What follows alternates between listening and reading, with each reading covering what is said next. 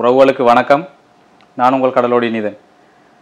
இது நாங்கள் சாதாரணமாக நாட்டில் நம்ம யூஸ் பண்ணுற ஆங்கில வசனங்களும், கப்பலில் நாங்கள் அதே பொருட்களுக்கு நாங்கள் யூஸ் பண்ணுற ஆங்கில வார்த்தைகளும். பார்ட் 2. பார்ட் 1 பார்க்காதாக்கள் போய் பார்ட் 1 பார்த்துவாங்க. இது பார்ட் 2.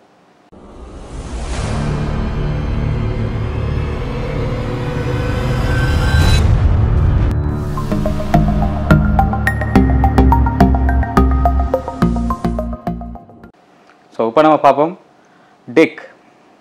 நாங்கள் கப்பலில் இருக்கிற எந்த தளத்தையும், இப்போ நாங்கள் தளம்னு சொல்கிறது எந்த தரையையும் நாங்கள் நார்மலாக ஃப்ளோர்னு சொல்லுவோம். ஆனால் கப்பலில் நாங்கள் சொல்கிறது வந்து டெக். அதே மாதிரி எந்த சுவராக இருக்கட்டும், கப்பலில் இருக்கிற எந்த சுவராக இருக்கட்டும், அதை நம்ம நார்மலாக நம்ம சொல்லுவோம் வந்து சுவர் எல்லாம் வந்து வோல்னு சொல்லுவோம். ஆனால் கப்பலில் நாங்கள் சொல்கிறது பல்க்ஹெட்.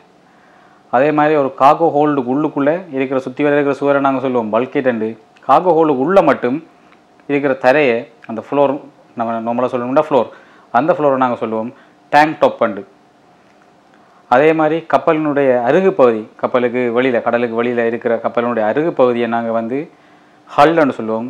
சில நேரத்தில் ஷிப் சைட்னு சொல்லுவோம். ஷிப் சைட் அல்லது ஹல்லுன்னு சொல்லுவோம்.